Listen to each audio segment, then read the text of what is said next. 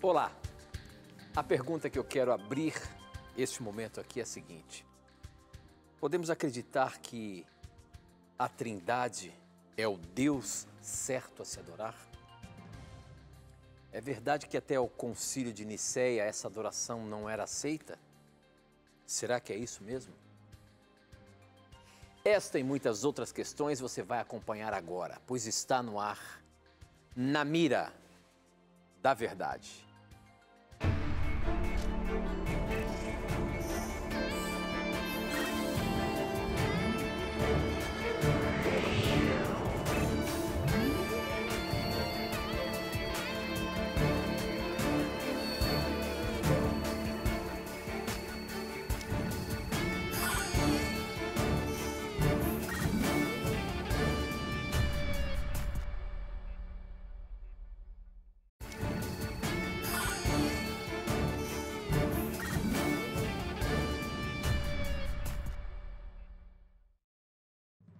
Olá, seja muito bem-vindo aqui no Na Mira da Verdade. Ainda há pouco você estava me acompanhando no Anjo da Esperança e é uma corrida rápida aqui dentro da Novo Tempo e já estamos aqui para juntos fazermos mais esse programa que tem a modalidade de estudarmos a Bíblia através das mais diversas questões e perguntas que chegam aqui no programa. E as suas dúvidas, os seus questionamentos fazem esse programa acontecer e, como eu sempre digo, quem está na mira para responder ou dar as suas respostas baseando-se na palavra de Deus, é ele que está na mira, professor Leandro Quadros. E aí, professor, boa noite, tudo bem? Tudo bem, Tito, graças a Deus, contente porque estamos em mais um programa e estamos felizes porque nosso telespectador, nossa telespectadora tem enviado tantas perguntas e não desanime, como sempre o Tito diz, recebemos muitas perguntas por programa, então se a sua não for respondida, continue enviando, continue assistindo, né, porque logo a sua pergunta também será colocada no ar. Então participe, suas perguntas são fundamentais para que este programa possa acontecer. Como é que foi o seu dia? Foi bem? Foi cansativo? Foi difícil? Esse é um momentinho aqui onde nós temos para refletir um pouco mais na palavra de Deus. E eu quero convidar você a participar do programa mandando as suas perguntas. Daqui a pouquinho eu vou falar como que você faz para participar, como é que você faz para mandar. Temos várias formas, pelas redes sociais, pelo SMS, e você vai ter a chance de tirar a sua dúvida aqui no programa Na Mira da Verdade. Nós abrimos o programa baseado numa pergunta que chegou aqui no SMS um pouquinho antes do programa. Às 21h14 chegou a pergunta aqui. Deixa eu ver se tem um nome. O Gilvan, ele é de Tiradentes, Minas Gerais. E ele fez essa pergunta com a dúvida na Trindade. Ele diz o seguinte: eu gostaria de saber como posso ter a certeza que a Trindade é o Deus certo a se adorar. Afinal, parece que esse tipo de adoração era desconhecida até o Concílio de Nicéia. Como entender que 3 pessoas são somente um Deus? Professor Leandro Quadros, primeiramente, essa questão do Concílio de Nicéia, foi ali então que se começou a falar da Trindade, professor? É isso mesmo? Não, esse é um dado que passam e que corresponde a uma desinformação histórica tremenda, né? Vou começar aqui com um exemplo bíblico e depois vou pegar aqui algumas citações de cristãos primitivos que acreditavam na Trindade bem antes do Concílio de Nicéia. Então, só para resumir, o Concílio de Nicéia tinha um propósito, não era definir a doutrina da Trindade, ela já era definida. O que se discutiu no Concílio de Nicéia foi se Cristo era divino ou não, por causa dos ensinamentos de Ário. Ário era um antitrinitariano que ensinava que Cristo não era divino. Então aconteceu uma divisão entre os cristãos naquela época. Alguns tomaram partido de Ário e seguiram o arianismo, e outros tomaram partido da posição tradicional cristã, que é a favor da Trindade. Ário foi vencido, foi combatido neste concílio de Nicéia, que aconteceu em 325 depois de Cristo. Então, a doutrina da Trindade em si não foi discutida, mas sim as heresias de Ário E aí foi reforçada a crença que já existia na divindade do Senhor Jesus Cristo. Então, quando as pessoas afirmam que a partir do Concílio de Nicéia se mencionou a doutrina da Trindade, são pessoas que não estudaram nada de teologia histórica, né? Se você tiver um mínimo de conhecimento da teologia histórica, ler um livro sobre teologia histórica, você vai ver que é uma aberração dizer que a Trindade surgiu a partir do Concílio de Nicéia. E nós vamos provar isso biblicamente, só com um texto, por causa do tempo, e com a leitura de alguns documentos interessantes para você. Primeiro texto, 2 Coríntios 13:13. Paulo finaliza a sua carta dizendo o seguinte: a graça do Senhor Jesus Cristo e o amor de Deus e a comunhão do Espírito Santo sejam com todos vós. Então ele menciona aqui uma comunhão entre a igreja e 3 pessoas. E curioso, a palavra grega para comunhão, que é a palavra koinonian, que nos lembra koinonia, né? Aqueles acampamentos de koinonia, de comunhão, essa palavra só pode ser usada em referência a seres capazes de manter relacionamentos interpessoais. Então, jamais Paulo teria empregado o termo koinonian, ou comunhão, se o Espírito Santo fosse só um poder ou uma coisa. Então, quando ele usa o termo koinonia, ele está dizendo que o Espírito é um ser relacional e que mantém relacionamentos interpessoais. E quando que foi escrita essa segunda carta aos Coríntios? Entre 56 e 57 depois de Cristo. E quando ocorreu o Concílio de Nicéia? Em 325 depois de Cristo. Então, o que isso significa? Que Paulo, por exemplo, já apresentou aqui a doutrina da Trindade quase 300 anos antes do Concílio de Nicéia. Então, como é que o camarada vai dizer que a Trindade foi abordada a partir do Concílio de Nicéia, se aqui 2 Coríntios 5, né, 56, 57 depois de Cristo, Paulo já mencionava.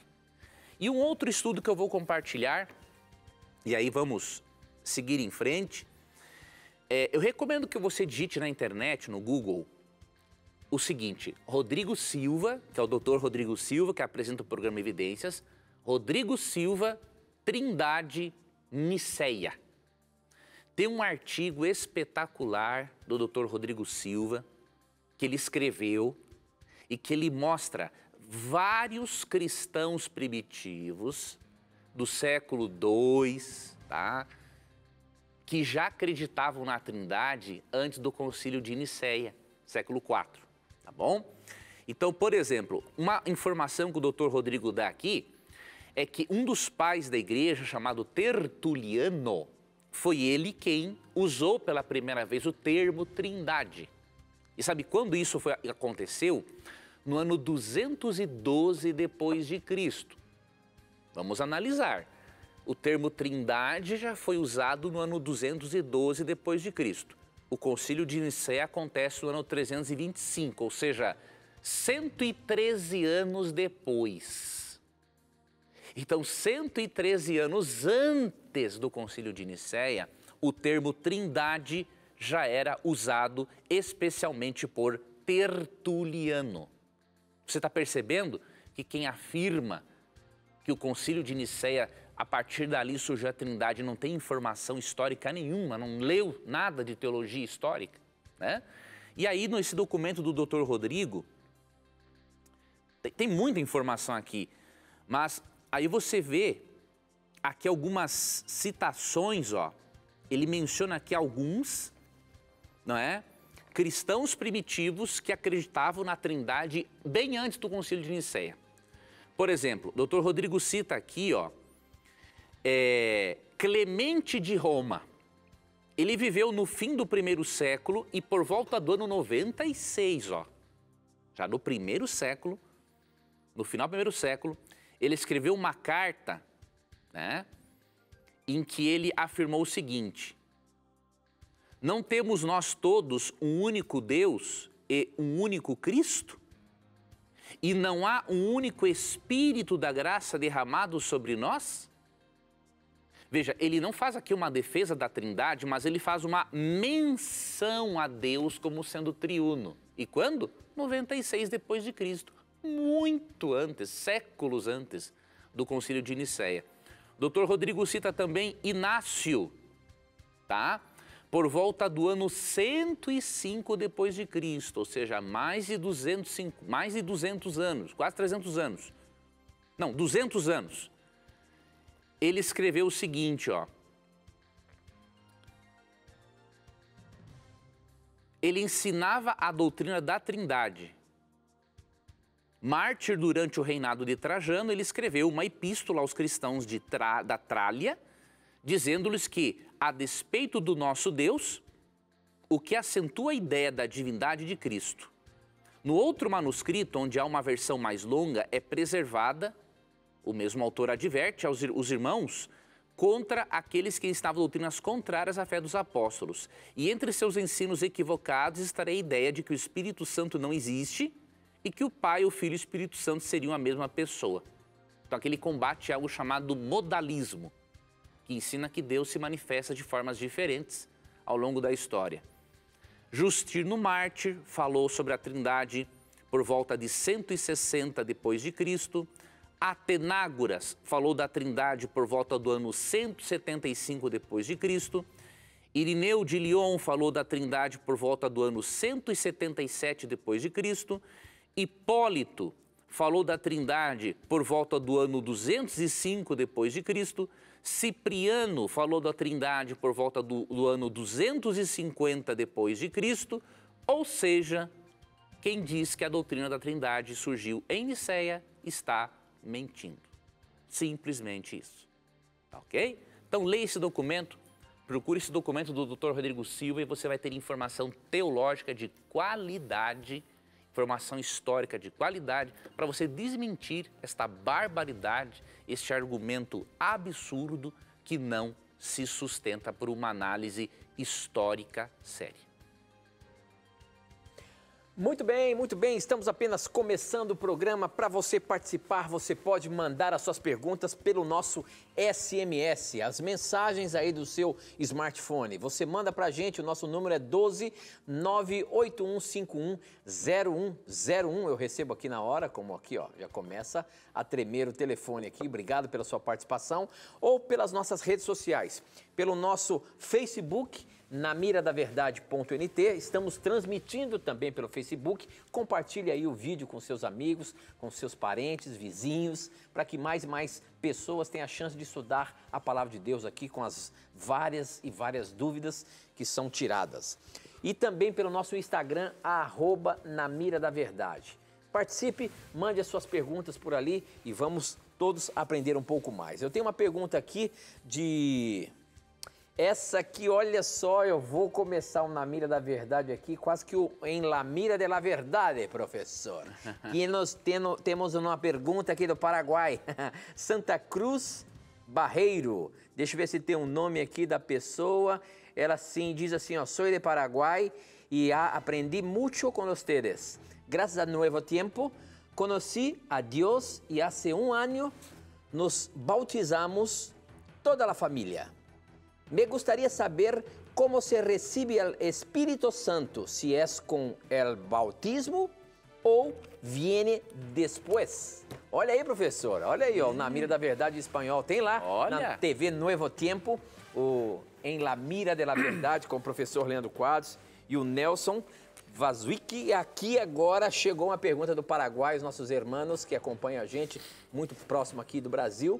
Né, na divisa ali, muita gente acompanhando a Novo Tempo, ali de Foz do Iguaçu também. E a pergunta chegou aqui, da Santa Cruz, professor. Como é que é? A gente recebe o Espírito Santo no batismo ou ele vem depois no meu viver, aí após o batismo? Nossos queridos irmãos, e muitos irmãos são sinceros, né? Nossos irmãos pentecostais creem, né, que o batismo com o Espírito Santo é uma experiência depois, né? Que ocorre depois do batismo nas águas e depois da conversão, uma experiência subsequente. E uma das bases que eles se utilizam é o evento de Atos 10, onde Cornélio e os demais que estavam com ele receberam o Espírito Santo, falaram em línguas e só depois foram batizados. Só que é muito importante explicar para os nossos irmãos que aquele evento é a exceção e não a regra. Eles precisavam receber o Espírito Santo e falar em línguas porque foi a forma de o Espírito Santo convencer a Pedro de que os não-judeus também deveriam receber o Evangelho. Tanto que Pedro fala ali em Atos 10, ali no capítulo 11 já, não é? Como negar as águas para quem recebeu o batismo, para quem recebeu o Espírito Santo, assim como nós a princípio, lá em Atos 2, não é? Então, essa exceção ela não é a regra, tá? No geral, o batismo com o Espírito Santo ele é acompanhado do batismo nas águas. Por quê? Porque o batismo nas águas é feito sobre a influência do Espírito Santo e marca a entrada do crente na igreja, que é o corpo espiritual de Cristo. Então, neste momento, você é batizado com o Espírito. 2 textos eu vou ler sobre isso. O primeiro, Mateus 3, 16 e 17, e depois 1 Coríntios 12, verso 13. Batizado Jesus, saiu logo da água, e eis que se lhe abriram os céus, e viu o Espírito de Deus descendo como pomba vindo sobre ele. E eis uma voz dos céus que dizia: Este é o meu Filho amado, em quem me comprazo. Você percebe aqui que quando Cristo foi batizado nas águas, ele já foi ungido com o Espírito Santo. Então, o batismo com o Espírito não é uma experiência separada, posterior do batismo nas águas. E aí, Paulo, em 1 Coríntios 12, 13, ele mostra também a presença do Espírito, não só no batismo de Jesus, mas também a presença já do Espírito no batismo do crente, evidenciando o quê? Que o batismo com o Espírito Santo ocorre, sim, junto com o batismo nas águas. E 1 Coríntios 12, 13 diz: Pois em um só Espírito todos nós fomos batizados em um corpo, quer judeus, quer gregos, quer escravos, quer livres. E a todos nós foi dado beber de um só Espírito. Então você percebe, o batismo com o Espírito é acompanhado do batismo nas águas, tanto na experiência de Cristo, quanto aqui na experiência dos demais cristãos. Existem exceções como a de Cornélio em Atos 10? Existem, mas as exceções não são a regra. E lembre-se de uma coisa, o batismo com o Espírito não é uma experiência só isolada. Nós precisamos ser batizados com o Espírito todos os dias, porque nós precisamos da companhia dele todos os dias para nós passarmos por este processo, por essa etapa chamada santificação, que é uma etapa que nos prepara para a glorificação que ocorrerá na segunda vinda de Cristo. E para você receber o Espírito Santo, basta você aceitar a Cristo como Salvador, basta você pedir, como Jesus ensina em Lucas 11, e Deus vai dar este dom maravilhoso para você. Muito bem, essa aqui chegou pelo nosso Facebook. Você pode participar mandando sua pergunta pelo nosso Facebook, o número, você pode acessar a nossa página do Facebook, namiradaverdade.nt, e lá você vai ver que eu faço um videozinho antes do programa e você tem a chance de colocar as suas perguntas lá ou até mesmo nos comentários da transmissão que estamos fazendo aí pelo Facebook. Então participe, olha só a pergunta que o Raimundo Santana Barbosa mandou aqui agora. Ele diz o seguinte: sou do município de Santo Estevão, na Bahia, e frequento a igreja Assembleia de Deus. A minha pergunta hoje é a seguinte: é verdade que na cruz Jesus apresentou Maria como mãe de João e, consequentemente, a todos os cristãos? Essa pergunta você vai ver a resposta daqui a pouquinho, depois do intervalo. Não sai daí não, a gente já volta.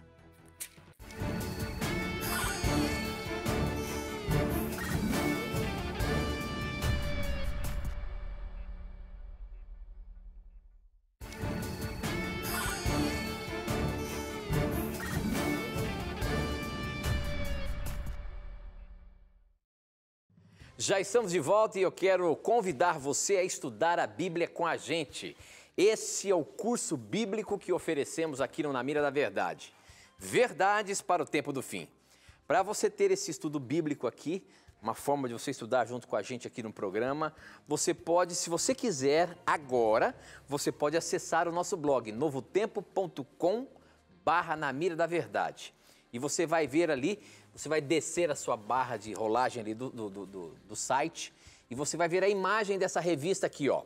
É só você clicar nela que você vai ser direcionado para um formulário, um cadastro, onde você vai colocar os seus dados completos para que ele possa chegar aí na sua casa sem você pagar nada. É um presente, na verdade não é um presente não, é um incentivo para você estudar a Bíblia. Você que tem acompanhado o programa, tem gostado, tem aprendido muito, talvez ainda você não pediu a revista Verdades para o Tempo do Fim. Olha, muita gente já pediu. Essa revista eu apresento aqui no programa já há 13 anos. Milhares de pessoas já solicitaram a revista e aprenderam muito sobre o tempo em que nós estamos vivendo, o tempo do fim. Nós acreditamos que nós estamos nos momentos finais da história deste mundo.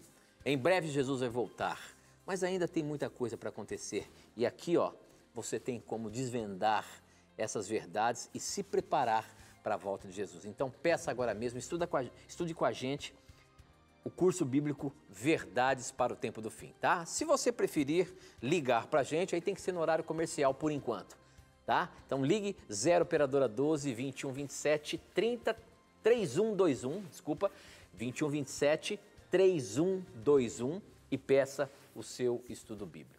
Tá? Muito bem, nós fechamos aí o bloco com uma pergunta, a pergunta do Raimundo. E a pergunta do Raimundo, professor, é essa. É verdade que na cruz Jesus apresentou Maria como mãe de Jesus e, consequentemente, mãe de todos os cristãos? Olha, este argumento, ele parece interessante, não é? Mas ele não se sustenta realmente à luz do texto bíblico, né? Mas obrigado ao nosso irmão da Assembleia por nos enviar essa pergunta que é importante, porque com ela nós podemos ajudar nossos irmãos católicos a compreenderem que o propósito de Cristo aqui não foi declarar Maria como mãe de todos nós. Vamos ler o texto e deixar que o texto fale. João capítulo 19, tá? Versos 25 a 27. E junto à cruz estavam a mãe de Jesus e a irmã dela, e Maria, mulher de Clopas, e Maria Madalena. Vendo Jesus sua mãe e junto a ela o discípulo amado, que era João, disse: mulher, eis aí teu filho. Depois disse ao discípulo: eis aí tua mãe. Dessa hora em diante, o discípulo a tomou para casa. Veja, Jesus não disse aqui que Maria seria a mãe de João e de todo mundo, só de João. E com qual propósito? Maria, Jesus confiou os cuidados da mãe ao apóstolo João. Já que Jesus morreria e depois ele iria, quando ressuscitasse, ele voltaria para o céu, ele disse para Maria, ó, ele é teu filho, ele vai cuidar de você. E aí para João, essa é tua mãe, cuida dela para mim. Você entendeu? Então aqui, em nenhum momento o texto diz que todos são filhos de Maria, apenas João, o apóstolo amado, que foi o responsável por cuidar dela. Então, se nós deixarmos o texto falar por si mesmo, nós vamos extrair da Bíblia a palavra de Deus. Agora, se nós permitirmos que a tradição da igreja interprete o texto do jeito que a tradição quer, aí são palavras humanas sendo colocadas na palavra de Deus, o que é um grande perigo para a nossa fé. Muito bem, professor, muito bem. Eu estou aqui vendo as perguntas que estão chegando pelo nosso SMS. Obrigado pela sua participação. Você que está assistindo aí, ó, pode mandar a sua pergunta por SMS. O número é 12 98151 0101. Você manda e eu recebo aqui na hora. A pergunta é do Fabrício. Ele diz que ele é psicólogo e adora muito o programa. Obrigado, Fabrício, pela sua participação mais uma vez aqui. Ele é cristão e na igreja dele, a igreja evangélica, muito se fala que as leis de Moisés foram banidas, pois agora toda a lei se resume em 2, Mateus 22, 40. mas vi que várias passagens até Apocalipse falam, por exemplo, do sábado. Afinal, as leis de Moisés são válidas ainda ou não? Graça e paz, excelente programa. Obrigado, professor. Essa é uma dúvida recorrente no programa, mas volta e meia nós temos a chance de falar aqui e mostrar para os nossos telespectadores o que a Bíblia fala sobre isso, certo?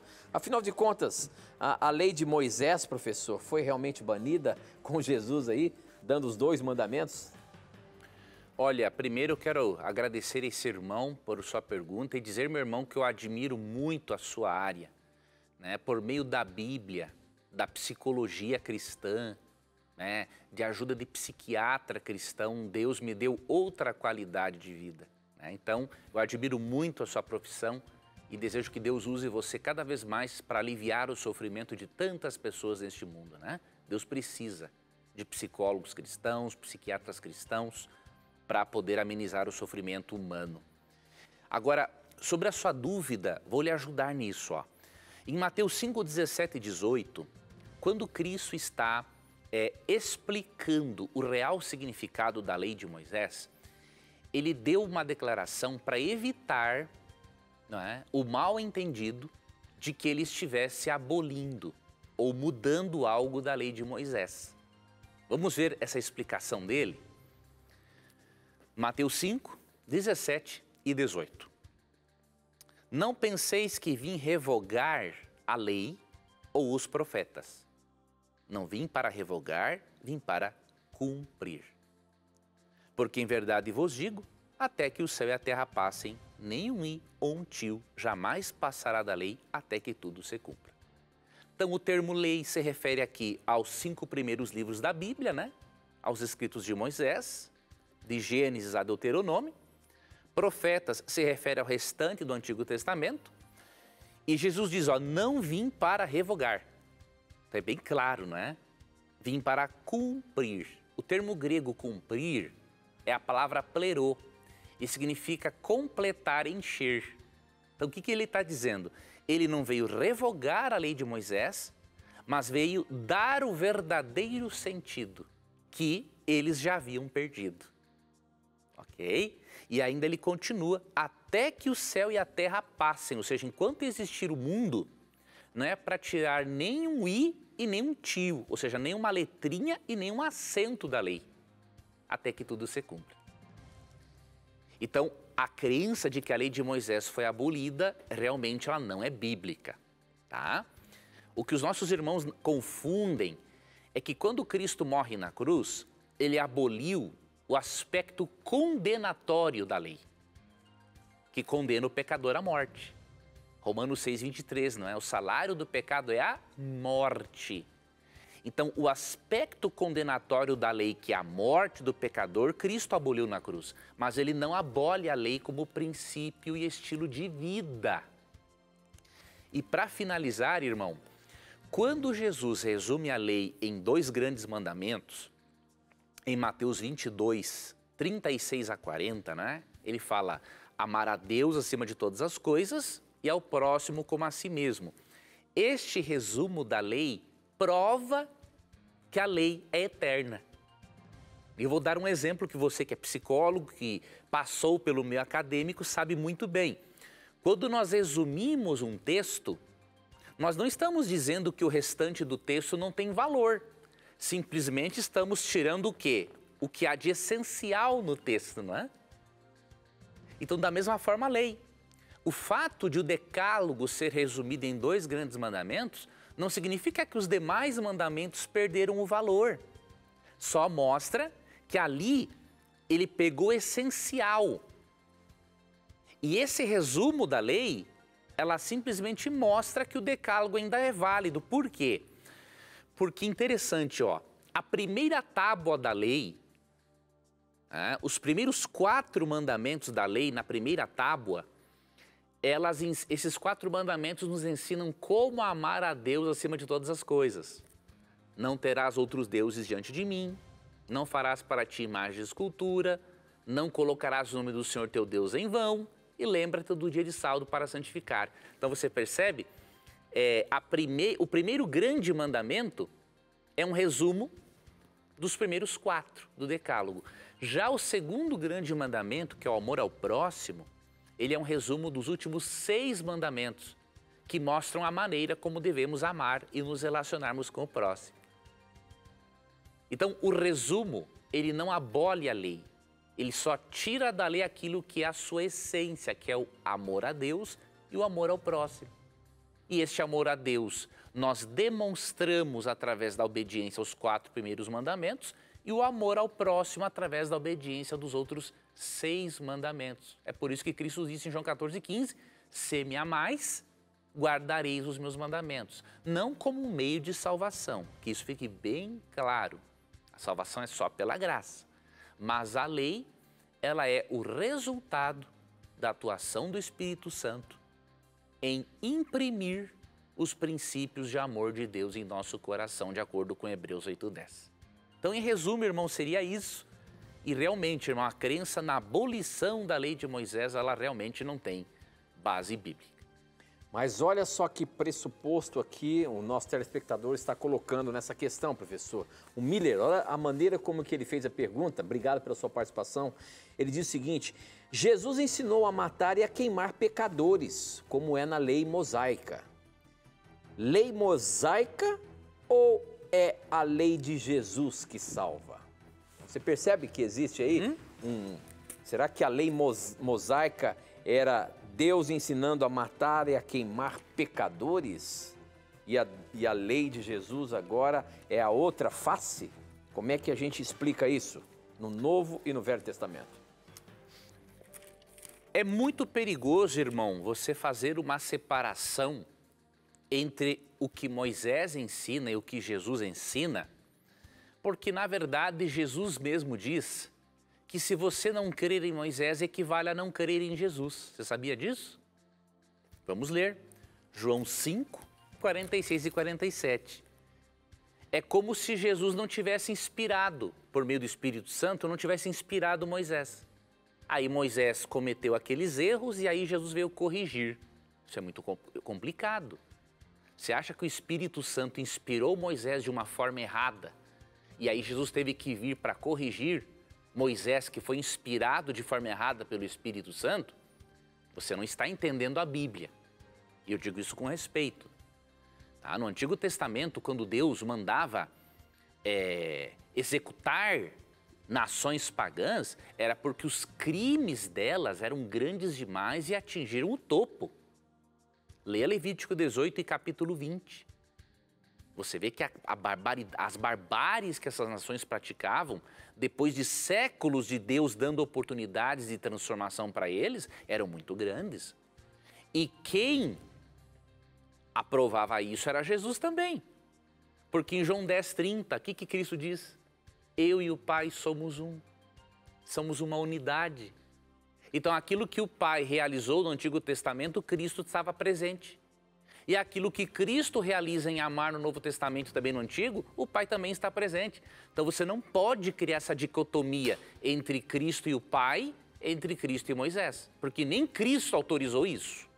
E olha o que ele diz em João 6:45, João 5, 46 e 47, ó. Porque se de fato cresceis em Moisés, também creríeis em mim, porquanto ele escreveu a meu respeito. Se, porém, não credes nos seus escritos, como crereis nas minhas palavras? Jesus diz o seguinte, que crer em Moisés é crer em Jesus, porque ele escreveu sobre Cristo. Ele escreveu a respeito dos ensinamentos de Cristo, quando Cristo ainda não tinha encarnado, quando Cristo estava na sua forma divina, não divina humana. Né? Então, meu irmão, o seu pressuposto está equivocado. Não há separação entre Cristo e Moisés. Cristo seguia a lei de Moisés, tanto que ele disse em Mateus 5,17 que não veio abolir a lei de Moisés. E aqui ele fala que se você não crê nos escritos de Moisés, você também não está crendo nele. Porque foi ele, por meio do Espírito Santo, que inspirou Moisés. Então considera isso, reconsidere esse seu pressuposto, porque esse seu pressuposto vai impedir você de compreender a beleza da teologia bíblica. Muito obrigado pela sua participação, você que tem mandando aqui as perguntas, eu estou vendo, estou acompanhando o Facebook, o Instagram e o nosso blog aqui, o nosso SMS, muita gente participando, e eu queria fazer um pedido para você, coloque aí qual igreja você pertence, qual é a dúvida que você tem, para nós juntos aqui aprendermos mais da Palavra de Deus. Eu acho que é importante, esse aqui é um programa aqui que não tem uma denominação para dar uma resposta, nós estamos aqui juntos estudando. E é importante, você, meu irmão da Igreja Assembleia de Deus, que tem participado tanto, você, meu irmão católico, você, meu irmão batista, presbiteriano, metodista, você, meu irmão das mais diversas igrejas pentecostais, seja a Igreja Renascer, seja a Igreja...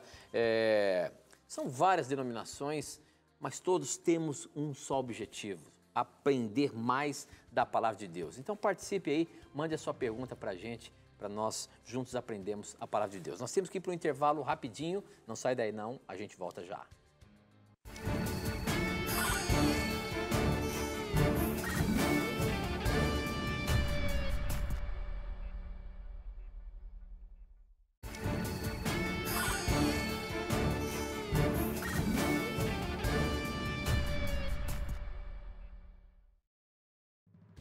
Estamos de volta e a pergunta que chegou aqui no nosso Facebook do Márcio Robert é a seguinte. Em Mateus 12:31, por isso eu afirmo a vocês que as pessoas serão perdoadas por qualquer pecado ou blasfêmia que disserem contra Deus, mas quem blasfemar contra o Espírito Santo não será perdoado. Se alguém disser alguma coisa contra o Filho do Homem, será perdoado, mas quem falar contra o Espírito Santo não será perdoado, nem agora, nem no futuro. A gente sabe sobre o pecado contra o Espírito Santo, professor, mas por que só contra esta pessoa da divindade não há perdão? Se eu blasfemar contra Deus o Pai, há perdão. Se eu blasfemar contra Cristo o Filho, há perdão. Por que com o Espírito Santo não há perdão? Qual é o porquê disso? Porque apenas uma das pessoas da Trindade. Porque a blasfêmia contra o Espírito Santo, nesse contexto, ela é algo diferente de qualquer outro tipo de blasfêmia, né? A blasfêmia é vista apenas como falar mal de Deus, mas não é, é mais do que isso. Existe um tipo de blasfêmia que é rejeitar a Deus de forma constante e rebelde, ao ponto de o coração ficar tão duro que o indivíduo não distingue mais entre aquilo que Deus faz e aquilo que o diabo faz. Então foi esse tipo de blasfêmia que Cristo advertiu e que os fariseus estavam cometendo. Por exemplo, em Mateus 12:14, é possível ver que depois de Jesus curar um homem que tinha uma mão atrofiada, diz assim o texto: retirando-se, porém, os fariseus, conspiravam contra ele sobre como lhe tirariam a vida. Veja, aqui eles estavam num nível de rejeição do Espírito tremendo, né? Porque Jesus Cristo, era evidente que Cristo era o Messias e eles queriam tirar a vida do Messias. Depois Cristo expulsa demônios, aqui do verso 22 ao 32, e eles falam o seguinte: ele expulsa demônios pelo poder do próprio diabo. Então, além de eles alegarem que Cristo tinha um pacto com o diabo, eles estavam dizendo o seguinte, que aquela obra de expulsar demônios, que era feita pela influência do Espírito Santo, na verdade era feita pelo diabo. Então a blasfêmia contra o Espírito é gravíssima, por quê? Porque a pessoa entra num processo de rejeição a Jesus, tá? E esse processo de rejeição leva esta pessoa a ficar tão cega que ela não consegue distinguir quando uma obra é realizada pelo Espírito e quando uma obra é realizada pelo diabo. Então por isso que é uma blasfêmia mais séria, porque envolve rejeição a Jesus e envolve uma ofensa ao Espírito, né? Outro detalhe, esse texto é importante também para nos mostrar uma coisa. Por que se o Espírito Santo, se a blasfêmia contra o Espírito Santo é mais grave que a blasfêmia contra Cristo, duas coisas aqui aparecem para nós entendermos. Primeiro, isso acontece porque Cristo estava encarnado e o Espírito Santo estava só na sua forma de vida, tá? E segundo, é possível blasfemar contra um poder impessoal? Eu faço essa pergunta aos nossos queridos testemunhas de Jeová, nossas queridas testemunhas de Jeová e outros irmãos que não creem na Trindade e não creem na personalidade do Espírito. Se é possível blasfemar contra o Espírito Santo, se de acordo com Hebreus 10, 29, é possível ultrajar ou ofender ao Espírito Santo, é óbvio que ele é um ser pessoal e ele é divino. Só se pode blasfemar contra Deus. Então preste atenção nesse texto. Ele é uma prova claríssima de que o Espírito Santo é um ser, além de pessoal, divino. Muito bem, professor, muito bem. Olha só a pergunta que chegou aqui no nosso SMS. Quando a Bíblia diz, ai da que casar com um repudiado, ai do que casar com uma repudiada, significa a perda total da vida eterna? Moro há 13 anos com um homem, servo, fiel a Deus, foi repudiado por sua mulher e eu repudiei o meu marido. Mas isso foi há 9 anos antes de nos conhecermos. Será que não podemos nos casar e servirmos juntos a Deus? Somos da Maranata. Obrigado por você dizer aí qual a igreja que você pertence. Obrigado por você participar aqui do programa Na Mira da Verdade, viu? E aí, professor, essa questão do repudiado e da repudiada, eles se conheceram 9 anos antes de acontecer tudo isso e hoje vivem querendo casar para trabalhar para Deus. Será que não pode? Minha irmã... No passado foi repudiado um e o outro? Não existe nenhum texto bíblico que fale ai da repudiada ou ai do repudiado. Não existe esse texto, tá? Isso aí disseram para você, né? E, obviamente, isso veio da cabeça de alguém, porque não veio do texto bíblico. Porque ela citou, né? Quando a Bíblia diz ai da que casar com repudiado, né? A Bíblia não fala sobre isso. Não existe isso.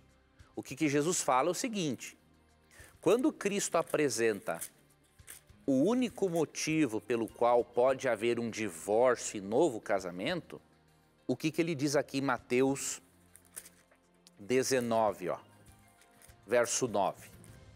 É outra coisa.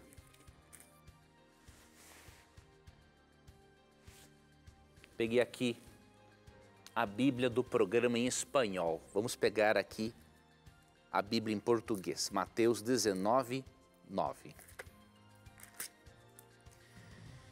Eu, porém, vos digo, quem repudiar sua mulher, não sendo por causa de relações sexuais ilícitas, e casar com outra, comete adultério.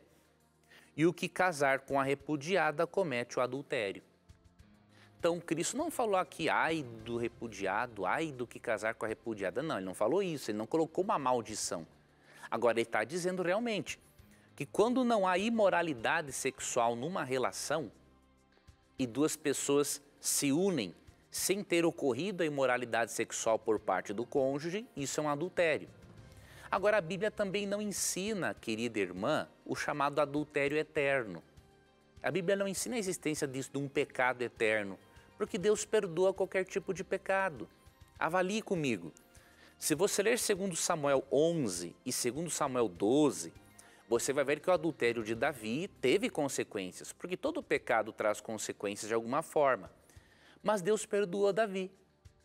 Tanto que Davi escreveu um dos salmos mais bonitos da Bíblia, justamente em resposta a esse arrependimento que o Espírito Santo causou no coração dele, que é o Salmo 51.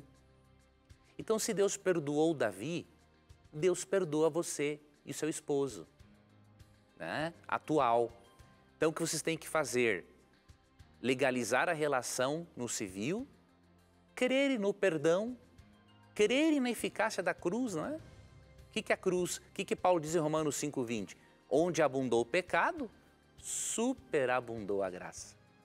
E aí agora você segue o conselho de Cristo em João 5,14. Vai e não peques mais, para que não te aconteça coisa pior. Então agora fortaleça essa relação, até porque é bem provável, pelo que você me falou, que os antigos cônjuges de vocês já estejam com outras pessoas. Se isso aconteceu de fato, vocês já estão também livres para uma nova relação, mesmo que tenham, quem sabe, pecado anteriormente. Tá? Então, creia no perdão de Deus. Lembra-se que onde abundou o pecado, superabundou a graça. Siga adiante, sirva a Deus, né? E siga o conselho de Cristo. Estruture a sua família para que vocês não tenham mais este problema que causa tantos traumas e que causa, obviamente, tristeza ao coração de Deus. Muito bem, olha só a pergunta que chegou aqui. A paz do Senhor, me chamo Roberto, sou de Fortaleza, Ceará. A Bíblia é dividida em dispensações? Poderia explicar um pouco sobre cada uma delas? Sou da Igreja Assembleia de Deus, Canaã. Professor, o que é isso, dispensação bíblica? E ele pediu para a gente explicar cada uma. É mais de uma? Como que é para a gente passar aqui para o nosso telespectador?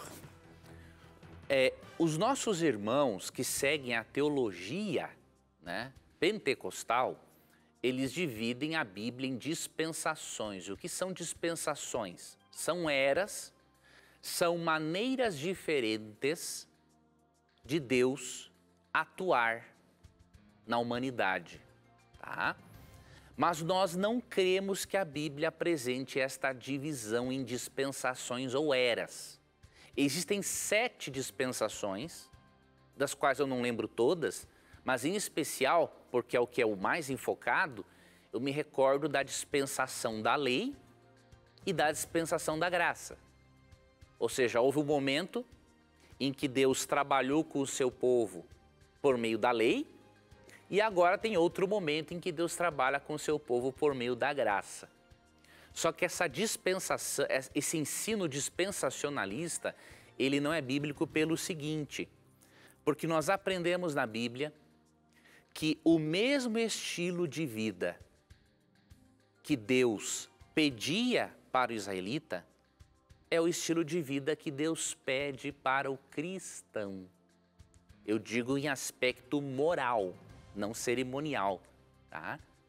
Mas em aspecto moral, é o mesmo estilo de vida.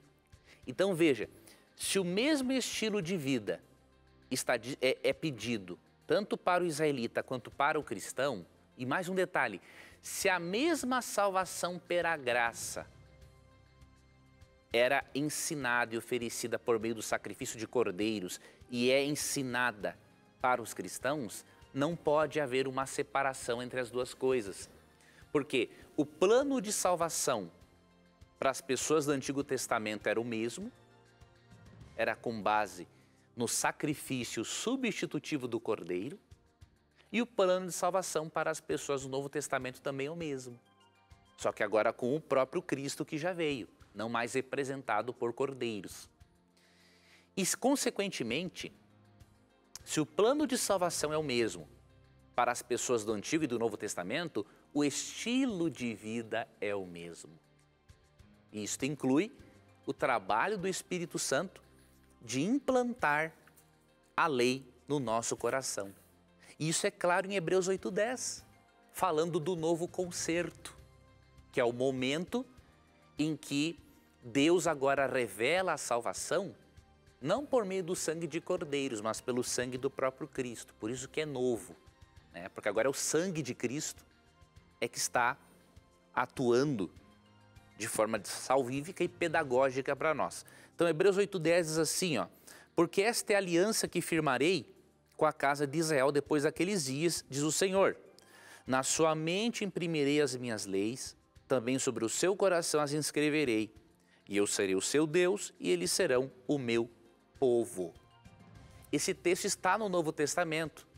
E aqui Paulo usa Jeremias 31 a 34. Falando o quê? que, assim como no Antigo Testamento, Deus tinha como propósito implantar, imprimir a lei no coração do crente israelita, ou estrangeiro, né, que se convertesse a Deus, no Novo Testamento o Espírito quer fazer a mesma coisa. Ele quer imprimir esta lei no nosso coração. Então esses fatos nos mostram que a teoria dispensacionalista realmente ela não é bíblica, tá? Não há essa separação em dispensações. Não há uma era ou dispensação da lei e outra da graça. Sempre existiu apenas uma dispensação, uma era, que é a era da graça. Porque Cristo, de acordo com Apocalipse 13:8 e 1 Pedro 1:18-20, ele é o Cordeiro que foi morto antes da fundação do mundo. Então, existiu sempre um plano de salvação. E deste modo, a divisão da Bíblia em dispensações, ela não é, diríamos assim, ela não facilita a nossa compreensão do plano de salvação. Muito bem, professor. Com essa nós vamos encerrar o programa. Eu tinha uma pergunta capciosa que eu ia colocar aqui, mas vai ficar para a semana que vem. É a pergunta do André Carvalho. André Carvalho, a sua pergunta vai estar no programa da próxima semana. Uma pergunta muito boa, mas infelizmente não dá para a gente colocar na mira hoje aqui, professor. A gente se encontra semana que vem, se Deus quiser? Se Deus quiser, Tito. Que Deus te abençoe, que Deus abençoe a você, telespectador e telespectadora. E não se esqueça que neste programa, quando você tiver a coragem de perguntar, a Bíblia terá a coragem de lhe responder.